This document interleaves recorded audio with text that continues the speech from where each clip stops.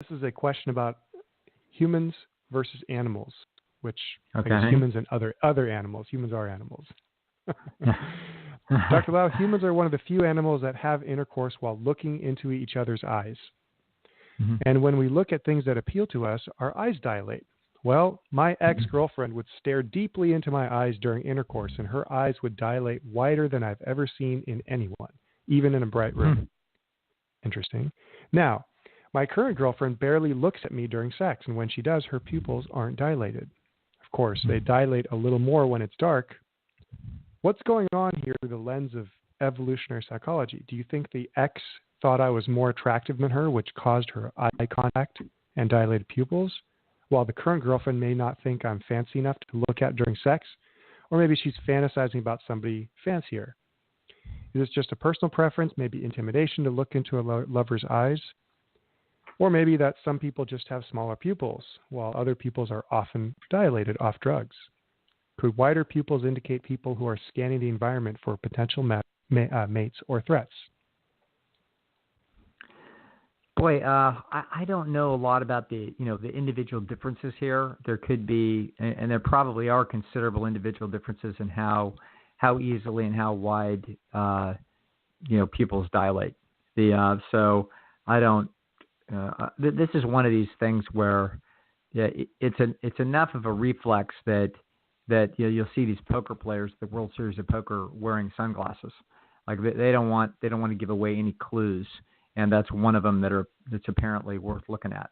Now, I've heard about pupils and their dilation for I don't know, since my teens, so that's going on a long time, and I've never seen anybody's pupils dilate. So that's probably because I just didn't elicit it. But the point is that it's strange to even be looking. That's just not. I suppose that. So this person, has had this experience of this sort of deep staring that will sometimes happen that people will do intimately, and had somebody whose eyes dilated. That's all good, but I wouldn't. I mean, this is. People are also looking for something that there's a habit or a fascination that people have with secret cues to look for the real, what the person is really feeling. So, if I look at them, I remember a big thing back in my day when I was being trained, some of the hokier people were all interested in NLP. So they're interested in, wow, if you look up to the left, that means this. And if you look up to the right, it means that. It's like looking for the magic clues as to what somebody is thinking about or how they really feel. I have a better way. How's the relationship? I'm all ears. Yeah. What do they say to you? Okay. How do they act with you? How much do they like to touch you? How much do they like to be close to you? How much do they like to plan to have a weekend away with you? How interested are they in having sex with you? What are they interested in what you're thinking about? What questions do they ask? Do they want to walk along the beach with you? Do they want to plan future things with you? That's how you tell. Don't worry about looking in somebody's eyeballs, for God's sakes. Just follow the masses amounts of clues that are leaking out all over the place in the relationship. That's a better strategy. And as far as, somebody looks in your eyes or don't look in your eyes, people their sexual psychologies have pretty great diversity, extremely wide. Anybody that's been around the block a few times knows people are hugely different in their sexuality. And so I wouldn't be reading too much clues into any specific characteristic of a partner. Look at the entire range of activities and interchanges that take place between two people. That'll tell you where you're at. So there's no magic, is what you're saying, book we can read. This is what they really feel, okay? Yeah. I'll tell you, it even goes Wouldn't that be beyond easier than this. just actually talking to people and interacting? There's actually even more to it. It's a good question because we just tripped over an important concept, and that is a person is an integrated set of all kinds of independent neural circuits. So they've got all kinds of different feelings about you. And so to hone in on any one, there's no one that's the truth. You're looking at, essentially 100 different judgments that the other person has of you. So they don't have one, and whether or not they're in the relationship or not is an amalgam of an overall CB that they have. If that overall CB is iffy, then their sexual interest in you tend to be iffy, and their talk about the future is iffy, and how much they're willing to, help you change your oil in your hot rod is iffy. Everything's iffy. Okay.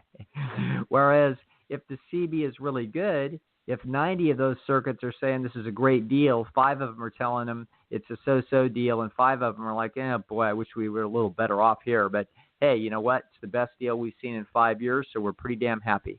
Okay? So if the overall CB is strongly positive, it's leaking out in the behavior throughout the relationship. So we're not looking for, quote, one magic trick that tells us about one characteristic or their response to one component of our value proposition. We're looking for an overall orientation that the person has towards us. And so, nothing like when you haven't seen somebody for, a few days and you see them and there's a huge smile that tells you, wow, are they happy to see you? That's the biggest clue that there is. Yeah, I can relate to that. That's a good point, because here at the Fasting Escape, people are always asking me, is bell pepper good for you, or is this particular food bad for you? And it's the same thing. I have to go back and say, well, it's not just one thing that's going to be good or bad. There's magic bullet for one food. It's kind of a whole picture of what's going on. So right, it would make sense that the same thing is true in psychology. Sure. Okay, all right. Our next That's question. Good. That's the eyeball staring question. Oh, by the way, there was actually a really interesting study. I think I've told you about it before, where I think David Buss did this, where he had undergraduates stare in each other's eyes. And they had to do it for 5 minutes or something really weird. They just wanted to see what would happen. And it turned, just how people felt and, get all a bunch of self-reports. It turned out that caused a bunch of relationships to happen. I'll be damned. Okay. It was a totally unintended effect of the study. And so what I believe happened is that kind of staring is essentially a huge signal that I find you super interesting and super valuable. And so it caused some people to trip a few levers, and it worked. So I think I'll try that out next time out. Okay. So before the Doug download comes the Doug gaze. The stare down. Oh, you know what? We can call it the Lisle linger. Stare down at the salad place. I like this. All right. Yeah, they always make sure it's two sides of the salad bar. Yeah. All right, let's go on. Doug downloading the Lisle linger. There you go. There it is. All right, Dr. Lisle, what level of interest would a person who's highly intelligent and conscientious with some degree of extroversion have in terms of seeking friendship bonds and socializing? You've mentioned in past shows that you wouldn't expect highly intelligent people to have a lot of friends, as they wouldn't find much value in friendship relationships with most people, as there wouldn't be any brains worth harvesting from. Would someone who's highly intelligent, conscientious, and slightly extroverted appear to be introverted as a result? And so how would you then determine if it's the high intelligence or a level of extroversion that is resulting in the lack of friendships? Pretty interesting question. Let's see. Well, one thing that we can see is that loneliness is a feeling that tells the person that it would be wise for them to invest in relationships. So it's an indicator of a deficiency. So if a person were highly intelligent and conscientious, and let's say in the middle of the bell curve for introversion extroversion, they all things being equal, they would likely have similar needs for affiliation as anybody else. It's possible, though, and depending upon where they're employed or where they're located in sort of the social economic niche, it could be that they have a difficult time finding people to trade with. In other words, their CB tells them that it's not that good a deal. And so they may indeed wind up passing on opportunities that are just not good enough. They don't seem like they're worthy of the investment. And so as a result, they would likely have some loneliness lurking around in the system, essentially counterbalancing this judiciousness. So that's the way I would look for the determining factor, is if a person doesn't have very many friends, but is not in fact lonely, they don't feel that mechanism going off, then they're just an introvert that doesn't have a lot of need for a lot of social affiliation. If that's a circuit that goes off fairly often, then you're looking at a person that is perhaps in some ways alienated from their current social environment. See, I threw in a fancy term from like mid-century existential. Alienated? Alienated. Yeah, I threw it in there just to let people know that I've read some of that stuff. Yeah, and that's. Was it actually alienated? I was joking. Yes, that is exactly what it was. So it's the notion that one is somehow cut off from other people or oneself or whatever. But in truth,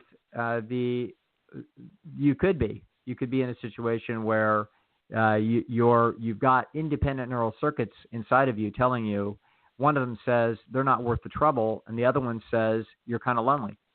Okay, and so that's how I would look for that. If you are that individual, you can sort of look inside your emotional life and find out, do you have repeated signals that are telling you to seek more social affiliation, or do you not? And even though you don't have very many friends or much connection, that the existing individuals may suffice, and you may not be willing to put somebody in your boat unless they bring a substantial value proposition. And one of the values that people bring is both knowledge and ability. They're both calibrated or correlated with IQ. So a high IQ person with a lot of conscientiousness may very well indeed look like they're introverted to the outside world, but in fact just be running a CB that says, you know what, I'll just keep those spots open for a while, and I'll fill them when somebody comes along that has a decent trade. Fascinating. Okay. Yes, I mean, is it a zero-sum game when it comes to friendships? As in, the more friends or if you have more friends, someone else is kind of out of friends, basically. Well, every friend brings with them, I'm not sure what you're saying, but every friendship brings both benefits as well as costs. Mm-hmm. And so the cost to an introvert is greater to bring somebody into your system, just because an introvert would just as soon have the time all to themselves and not to have to put up with the stress of interacting with other people and the conflicts of interest that come with that. So that's how this is going to work. So that's why the answer to the question is to look inside the loneliness apparatus and see how active that is. And if it's not active, you've just got an introvert that's at equilibrium. If it's active, but you have an introvert that is still staying away from seeking social affiliation, it's because they stick their nose in, they take a sniff, and they feel like it's not worth it. So it's kind of like it's not a bad correlation here, not a bad representation. But suppose you have a very attractive female that is is fresh out of it at the moment, worthy dates. So she may feel a little bit of loneliness. Her amount of loneliness will dictate whether or not she's willing to go down a couple notches just to spend time with somebody or not. And so you could actually see an introversion extroversion or a need for affiliation here which are not exactly the same thing, but I'm sure they're correlated. You could see those things running in parallel with a similar choice. That you could actually, you don't even have to make her that attractive. It's just the attractiveness runs up and down the chain, and females could trade down more readily if the loneliness chip is going off in the same way. Okay, so and if you are more introverted, the attitude is, hey, why bother? Okay, I'm not. And we could add another factor in there, sort of libido. So an introvert with a low libido, it's like, why bother? Okay, don't come to me unless you're bringing at least a full house. Okay, or maybe 4 aces. And so this would be the same kind of discernment, the same CB calculus would be going on in friendships as would be going on in a potential romantic situation. Okay, Incidentally, that makes more sense. I have no doubt, in fact, this does. The same calculus runs through romances. So in my career, I have run across women that have never spent a night alone, which is just incredible to me since I spent my whole damn life alone. Okay. So they don't spend, because they're always in a relationship, because they have anxiety about spending nights alone. So you can imagine that the bar for getting into that relationship with them is a hell of a lot lower than it would be with somebody who naturally has much less need for affiliation. And so, this is sort of an interesting calculus, interesting problem that this person's question scratched, but it's a major one in understanding why it is that a specific individual lives their life the way they do. Very fascinating. Very fascinating. Yeah. This is kind of a signal we can get jeans on sale sometimes, though, right? Yes. Yeah. Always looking. It's always with a shot. All right. Dr. Lisle from another listener. And Heather, thank you for staying on hold. We'll get to you in just a bit. Okay. Dr. Lisle, this listener says, Dr. Lisle, I think maybe around a 5 or 6, but I tend to consistently only be attracted to girls who are 8 and above. Yeah. I simply don't get excited when prospects present themselves who are more in my mate value realm. I know this consciously, but I can't seem to change my nervous system. You mentioned on a recent podcast with the caller that our nervous system is constantly evaluating availability in the market. And if we are undershooting, it gives us cues. The problem is that I seem to get these cues from girls who I think I should not be getting, and I think should be exciting prospects for me. Are there outside influences contributing to this, or is this normal? I'm not sure what he says there at the end, but let me try to guess at what he's saying. So what he's saying is that he's between a 5 and a 6, and he's attracted to 8s and up. He's between a 5 and a 6. That would mean a 5.5, and he's attracted to 8s, so that would be 25 percentile higher. That puts him exactly typical for what they've seen in internet dating. So it's interesting that there's an extraordinary reach that a lot of people have, that most of us have, that is typical for the species, that the typical member of the species is trying to reach pretty high. And obviously you're not trying to reach nearly as high if you're in the upper 10 or 20 percentile, because you can't reach that much higher. But for people in the middle of the bell curve or on the low side of the bell curve, it's interesting to see that, of course, the theoretical reach would be much higher. And in this situation, this person is reporting this sort of subjective assessment of his own calibration system, is basically saying, hey, I want 25th percentile, better deal. And that is a very honest, direct self-report that looks like it falls smack in the middle of the bell curve in terms of fussiness, as what has been demonstrated in with the online data. So that's all fine. So now I think he's lamenting over the fact that since he can't get those people, why is it that if we're updating information on what's happening and our nervous system is recalibrating, how come it won't recalibrate its way down? In the previous podcast, probably what I was talking about is that it would calibrate its way up very quickly. So you can see kind of why this would work. If it turns out, you can imagine that if you were truly being underpaid, you would recognize it very quickly. However, you could mistakenly and narcissistically believe that you should be paid a lot more, and then you would find out, over the long haul that wasn't true, and you'd keep reaching. Okay, but if it really were true, you'd find out very quickly, because the system is designed by nature to try to get a better deal. So if you are temporarily underrating yourself, it's not going to happen for very long. And pretty quickly, evidence will come up. That's why if you're in a relationship which is beneath you, we're going to find out probably pretty quickly that pretty soon you're going to get bored, and pretty soon what's going to happen is there will be competitors for your mate that will be fancier than your mate, that will signal to you that you qualify for them. And so if you're in a situation where you are over-rewarded in a mating situation, you are usually walking on eggshells, and you are worried about that very situation happening, and you're probably right, okay? It's very likely that it will happen, or at least there will be some rough trading process that will take place in that relationship in terms of money, time, energy, childcare, whatever the heck it is that gets traded.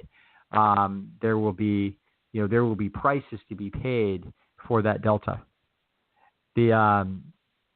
Now, where were we? So we're back to our guy. So it turns out that our guy, as far as I can tell, I think what he's saying is, hey, how come my nervous system won't ratchet itself down and have me happy with 6? And that's kind of it's actually a curiosity of human nature, and that this is true, and it isn't so. It shows you many amazing things about people. I don't know that something similar happens in the animal kingdom, but this is a remarkable characteristic about how extraordinarily fussy people are in their mating behavior. And it speaks to a species, interestingly enough, that has a strong pair bond proclivity. You wouldn't have such incredible fussiness on the parts of males if the species was not strongly pair bond oriented. If there was casual mating species all the way, there wouldn't be much beauty detection preference mechanisms inside of males. So while we are frustrated about this on the one hand, we see the hand of evolution telling us that males invested heavily in offspring. That's why they have such extraordinarily acute and fussy and hard bargaining when it comes to trading on the looks dimension. Now, what's to be done about it? Not much. This is the sort of dilemma of our time, and the job as a male in general is to bring everything that you've got to these trades to make it possible for you to get enough where your nervous system feels sufficed. And obviously, the people sort of in the upper 10 percentile or even 20 percentile might roll their eyes at this, and that's because they do not have an intuition about the difficulty of this delta. But this guy is writing to us about its difficulty, and he's being open and honest about what a hard problem this is, and it is a hard problem. This is, there's a beautiful line in the movie Almost Famous where the I forget, Lester Bangs, the guy who plays Lester Bangs, he's the beautiful actor that died of a drug overdose. I can't remember his name. Love the guy. He's telling the young kid who is Cameron Crowe, hey, most of the great art is about this problem. Okay, a lot of greatness of male achievement of the world is about this very problem. It's about the problem of the 5.5 trying to get to the 8. And the way they're going to do that is become doctor, lawyer, Indian chief, bass player, accomplish things, whatever it is that you can do. and do the very best that you can and make the most of your abilities while you follow your heart to do something that is, intelligent and interesting and ethical. But try to do well in the world as well as you can, and that puts you in a position to possibly compete for the magic delta that, can make your life good. So that's the story of that. But there's no way that I know to ratchet yourself down and have you, quote, be happy with what's available to you. Your nervous system, surprisingly, is not going to buy that from a top-down edict. It's a bottom-up system. The system will tell you with 1,000 little assessments whether or not this is a good deal for you and whether or not you ought to be excited. And it's going to tend to be the case that you're going to be reaching up and you're going to be impressing somebody with who it is that you are and what you've accomplished. That's how that works. And Dr. Lisle, I'm assuming that in the same way that if you practice all season and put your all on the field and your team still loses, that in that same way you still feel slightly disappointed, but you don't feel ashamed. In the same way, if you try your hardest and you try to accomplish as much as you possibly can and essentially earn a lot of respect from your internal audience, and you just come up short with finding what that is, at 25 percentile higher. Is this what we're talking about with the with self-esteem and esteem dynamics? Right, the heart of esteem dynamics. So this is exactly what it is that I tell people along all kinds of problems. So, and that is that of course the thing to do is to be diligent enough about pursuing excellence in your daily practices in life. That what you're going to want to do is you're going to want to hone the fundamentals of whatever the competitive nature of the problem is, and so that you put your best foot forward. And in it, what you are absolutely doing is you are earning the respect of your internal audience, and that is the nature of the self-esteem dynamic. And you don't get to earn it and then walk away from it. It's sort of a daily process. Your internal audience is constantly monitoring whether or not you're doing a good job. It doesn't mean you have to be unbelievably driven. You don't have to be Steve Jobs. You don't have to be Laurence Olivier. But what you want to do is you want to work hard enough and invest hard enough in the processes that are associated with the competitive evaluations that other people are going to have towards you, so that you are not leaving a lot of capability on the table. And so what this is about is it's about being ready. If you spend your life ready to meet someone terrific, and you never meet that person, fair enough. Okay, it's unfortunate, but Dan Marino never won a Super Bowl. The guy was phenomenal. He's an absolutely phenomenal, unique quarterback. And got to the Super Bowl twice, I believe, and lost both times. Hey, it's the way it goes. You can't guarantee that you're going to get the outcome that you want. What you can be is you can be ready when the opportunity arises. And along that process, you have a peace of mind that says, I'm ready. If the right thing crosses, you're not going to say you're totally ready. You're never totally ready. But you can be largely ready. And you can know that as you look inside, you have not wasted the opportunity to be ready. And so that's what you can do. That's what you can control. We can't control what happens in the game of life. We can only be prepared for opportunity. And you want to be prepared. Fascinating. Okay, Dr. Lisle, we're going to get to our caller right now, and we're going to take the last questions about the wandering mind and apology. We're going to do that next week. So we'd like to welcome to the program Heather from Portland. Heather, welcome to the show. Hi, thank you so much for taking my call. Oh, hi, Heather. How you doing? I'm doing great. Good. Hey, good. Dr. Lisle. Yeah. Sure. I listened I've listened to everything you've ever. I'm such a huge fan, but I had a question for you from something that you said on Chef AJ's Healthy Living with Chef AJ, because she interviews you a lot, which I love. Yeah. And so you had talked about, well, there were two things that just I have to ask. The first is that you said that food addiction is not as serious as other kinds of addiction. And I'm just wondering why you think that when it affects and, you know, frankly kills probably more people over time. So that was one question. And then the other one was just about emotional eating, so it's related.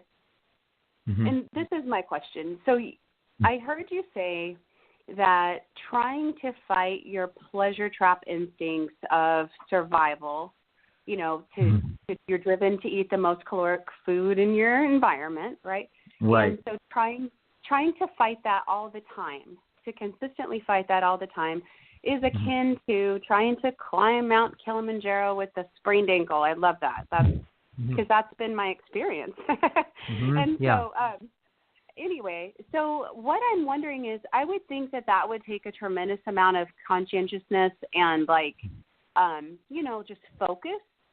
So what I don't understand is when you said there was no such thing as, like, emotional eating, isn't that explained by evolutionary psychology in that it, you know, sometimes when we're going through trauma or we're going through just stress, you know, that it like puts a chink in the armor of the conscientiousness, and it's not that we're eating emotionally, it's that we just don't have the strength, I guess, you know, to put toward the huge amount of conscientiousness that it takes. And I just want to hear your opinion. Yeah, you got a lot of things sort of swirling around there. So let's my stance on emotional eating is there's, you know, as Aristotle would say, before we argue, we should define our terms. And so I will first define the biggest thing that I'm objecting to that I'm trying to help people understand. And that is that people are mystified about why it is that they are self-destructive with respect to their diets. So they learn that it'd be a good thing for them to eat more whole natural foods, and they don't do it. So they're eating Cheetos and they're eating chocolate cake, and they can't figure out why. And they know they like it, and they learn that it's got addictive qualities to it. But then they still stumble, fail repeatedly, and struggle, for example, with the let's set this up and let's not talk about it apart from other major concerns. We're not going to isolate this and just say we're worried about eating junk food for our health. We're going to get real and realize that the overwhelming majority of interest here has to do with weight loss. So with weight loss being the number one personal goal of people in the United States. So people will learn that if they were to eat properly, whatever that means, but we certainly know that means an awful lot of unprocessed natural vegetable material. Whether you include animal in there is a matter of, you know, entertaining debate. But let's just say in principle, we're looking at a whole bunch of unprocessed plant material, and we're not talking about Cheetos, ice cream, and, you know, Cinnabon. Now, the question is, why is it that people have a difficult problem staying out of ice cream, Cinnabon, and pizza instead of eating the whole natural foods that they know that they should be eating if they're going to try to reach their weight loss goals and other health goals? Now, on one side of the discussion, what you're going to have is psychodynamic-oriented theory. In other words, why is it that you're being self-destructive? What is the underlying problem that is causing you to do this destructive thing? Well, maybe you've had destructive things happen to you. You've had traumas in the past. And those traumas in the past cause you now to have this problem because you've got loneliness or upsettedness about the way you were mistreated 20 years ago in your youth. And that's why it is that you're doing this. Okay? That's very typical. When people go into eating disorders treatment, you can't believe the cross-examination that they get about their parents and their relationships with their parents. And this is a total waste of time. And the notion of psychodynamically analyzing why it is that some person's 100 pounds overweight today and they're 35 years old, and we're going to go back to their childhood and look for where it all went wrong, that's a total waste of time. The reason why people have these problems is not some deep traumas. That is not the reason. So this is the heart and soul of emotional eating theory sits there. The reason why I can say this definitively is because there's been a great deal of research on the most difficult traumas that there are. And what you do not find as a fallout is any increased statistical likelihood of obesity, overeating, eating disorders, or anything else. It's not related. So when people have these problems, the problems are stemming from other causes. And the pleasure trap is a document that explains what those causes are. Probably the easiest way to describe why the pleasure trap exists is to simply look at animal behavior. So any experiments run with animals will always wind up with exactly the same behavior that you see in humans. So if you put junk food in an animal cage, the animals will always eat the junk food and they'll ignore the healthy food. If you put junk food in the animal cage exclusively, then what happens is that the animals get fat, they get sick, they get hypertensive, they get coronary artery disease, they get diabetes, and then if you try to feed them healthy food, they go on strike. And in fact, in a recent experiment done in 2009, once exposed to conventional American diet for 30 days, the rats, on average, when they were refed healthy food, would not eat for 14 days. Totally on strike. Okay? So why is that? Because their nervous systems are running cost-benefit analysis, saying, we've still got extra fat on us, we're fine. We're going to run cost-benefit analysis. We're not that hungry. We want the richer food. And I don't want to fill up my stomach on this food that is a third the calorie density when the really good stuff may be coming. That's effectively the CB that those brains did. And the average brain did that for 14 days until they lost a lot of body weight and they got back down to a normal body weight, at which point they started to actually get into deprivation for calories, an ideal balance. And now the nervous system said, okay, if this is all that's going to be here, we're going to eat the healthy food again. So this will explain why it is that people do what they do. What you're describing sort of a second level discussion about what it is that you would call emotional eating. That's a little different. So and we could debate about this and talk about how big of a factor this is going to be. So, for example, you are accurate that in order to do something that is consistently against your instincts, like eating healthy food when rich processed food that hyperstimulates the dopamine pathway is available. To make those choices, that is a stressful dilemma inside the nervous system. And as the nervous system gets fatigued, and it could get fatigued in a variety of ways. For example, I'm amazed at I had a friend that had a company that all it did was basically customer service. And I went in to consult with him, and I listened to these 30 people in this boiler room doing customer service. It was unbelievable. I could not believe how unbelievably smooth and even-tempered and pleasant these people were in the face of people basically yelling at them and threatening them and wanting to talk to their supervisor and how come you didn't send me this back and et cetera. It was amazing to watch. And at the end of it, I said, I don't know how your people do it. And he said, we actually only hire 1 out of 100 applicants. There's 1 out of 100 applicants seems to have the temperament to do it. It's amazing to see. For me, at the end of an hour of doing that kind of work, what would happen is I would be feeling you would have burned up a lot of neural action inside my head. There would be fatigue. And in that fatigue now, I would have less stress tolerance for making healthy choices if you tempted me. There's no question about that. So from that standpoint, if we want to call that emotional eating, fair enough. We can call it that. How much of the variance is involved in self-destructive eating patterns with respect to that? Not very much. The truth is that we have a long list of culprits to essentially understand why it is that people have a hard time staying on a healthy track. So let's just list these in our mind's eye for a minute and take a look at this. So in science, what we do is in statistics, what we attempt to do when we're trying to understand a phenomenon is we understand that things are multiply determined usually. So there's usually multiple factors.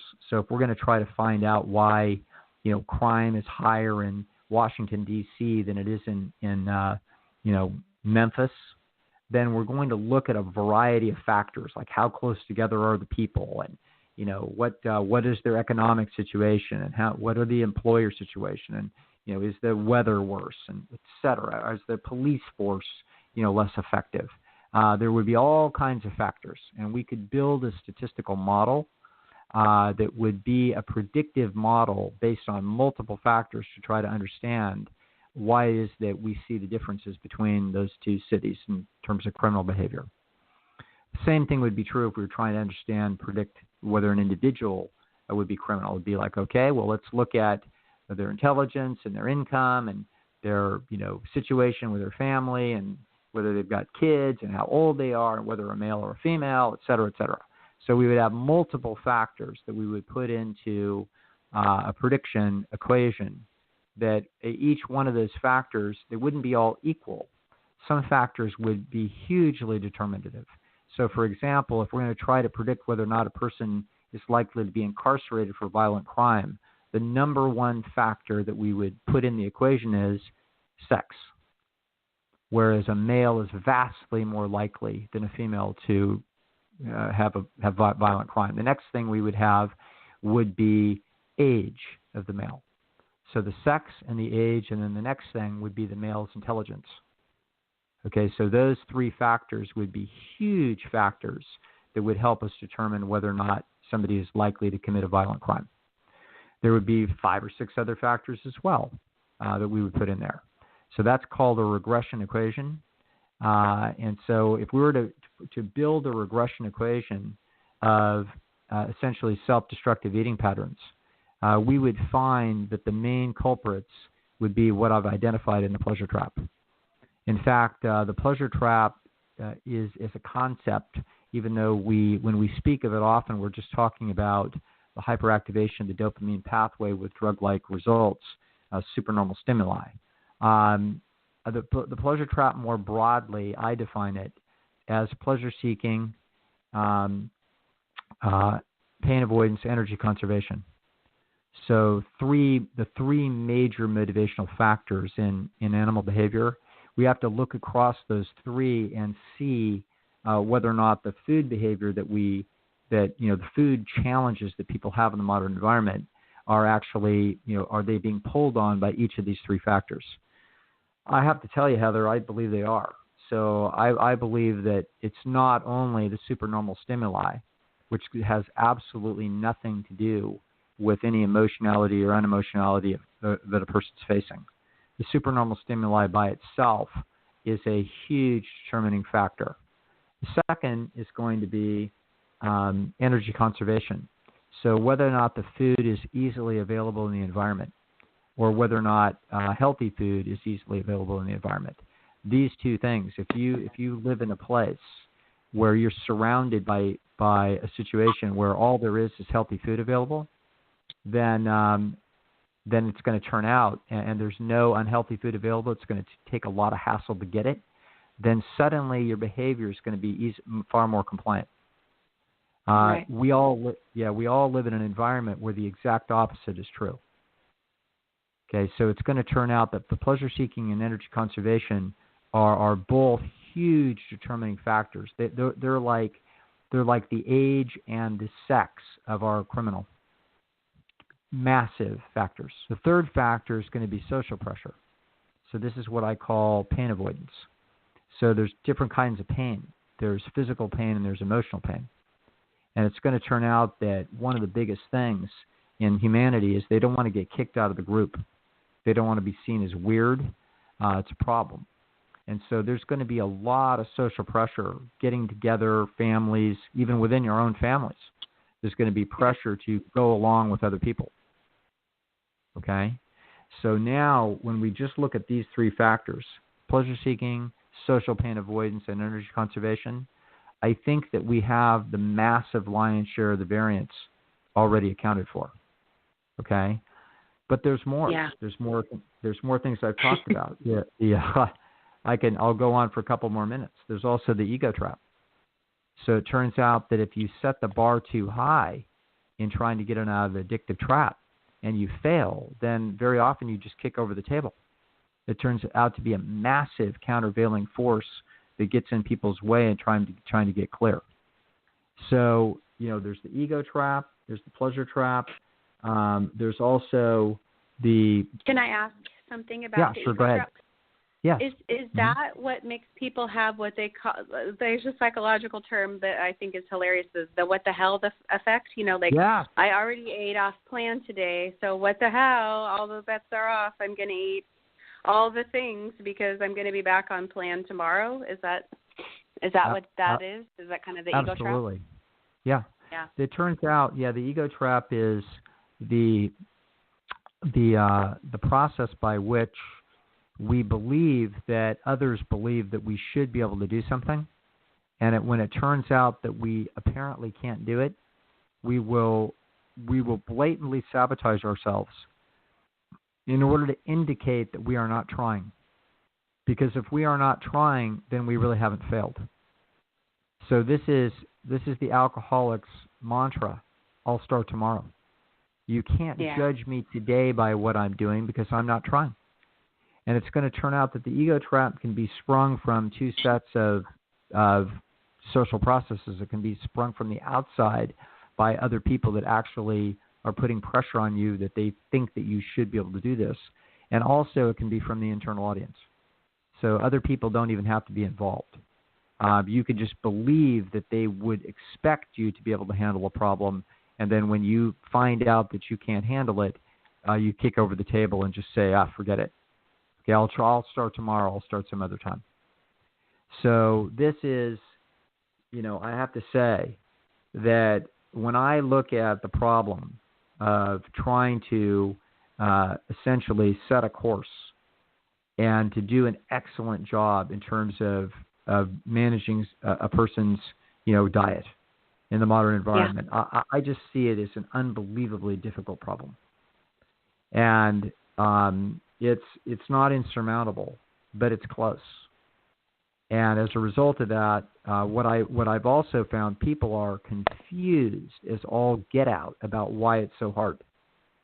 And so what they then do is that they turn to shrinkologists, who then say, well, the reason is you had problems in your childhood, as if there's something wrong with the individual that needs to be uncovered, and then we'll all be fine and we'll be able to do this. That's not true.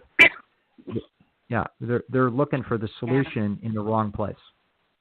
Okay, so that's there's more, but what we can do is we can learn a tremendous amount from animal behavior, that we see how hard the animals fight this. Okay, and then when we look at people, we see the same thing. They're fighting it really hard. And so we don't need to infer that the reason they're fighting it hard is that there's something deeply wrong with them. In fact, what I see is that everything is working properly. When I see somebody 100 pounds overweight eating two ice cream cones, I'm just looking at an animal that's doing exactly what it was designed to do. So the fact that, if I tell it, hey, if you do this, you're going to have a better outcome, it's going to look at me like, really? For how long? Okay, and what is it going to be like? They have an addictive process that they have to go through. They're essentially, and they've got a Pavlovian conditioning process they have to go through that they have to actually unwind to get to the other side of it and resensitize taste nerves and everything else. It's unbelievable. When I look at this thing, I can't believe anybody does it. I actually can't. I mean, I'm just astounded at how much success people have, which shows you, that a lot of people are motivated and they're conscientious and they're smart enough and they get themselves organized and they're probably disagreeable enough, okay? And they push back on other people and just say, no, I'm not doing it your way. You can go to hell. I'll live without you. So there's just enough. You got to have enough cussedness, and you got to have enough motivation, and you got to have enough social circumstances, and you got to have enough brains. You got to have enough of this, and you got to have enough of that in order for you to go against this. So I don't believe that there's very much value in analyzing the, quote, emotional parts of this. I believe that the failure to do this well causes tremendous emotional upheaval. Okay, I believe that the ego trap and the frustration of the loss of self-esteem and the loss of esteem from struggling with weight issues is immense.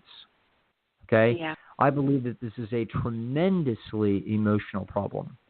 But I believe that the cause and effect relationship with the problem and the emotion has been deeply misunderstood. Okay? That's why the tagline to the pleasure trap is mastering the hidden force that undermines health and happiness. The hidden force that undermines health and happiness is not deep emotional pain from trauma. Okay, we'll find that in neo-Freudian thought, and they're wrong. Okay, the hidden force that undermines health and happiness is the innate machinery that was built by evolution for an environment of scarcity. And when we put that machinery in an environment of abundance, this thing goes absolutely ass backwards, backfires, and blows up in everybody's face. Yeah. Okay? And so that's my, you can tell you've talked to a veteran of that question. I like that. Yeah. And I just want to say, I really want to say, like, one thing that I have to thank you about, because I was a person who, I was over 436 pounds. So I've taken off over 250 pounds. And I'm a really agreeable person. Unfortunately, like it's been difficult for me. So what I wanted to tell you is how much of a relief it was to hear. I always thought that I was broken and that I was, I'm just like flawed because everybody else can live in this world and not be struggling like I was struggling. And you told me, no, you're working exactly the way you were made to work. You're just maybe an overachiever. And just reframing that made it be like, all right, I can do this, and it's not my fault, and I'm doing exactly what I was intended to do, and I'm just too efficient at it, and it made all the difference because it took away the shame and it gave me like the hope to try again. I just wanted to say thank you for that. My great pleasure. And I just, you couldn't have said it. I couldn't have expressed that any better. And I'm very happy. And now we still have, obviously the stressors in life can still pull us, yank us. But it sounds like you're doing just spectacular work. That's just great, Heather. Thank you. I really appreciate it.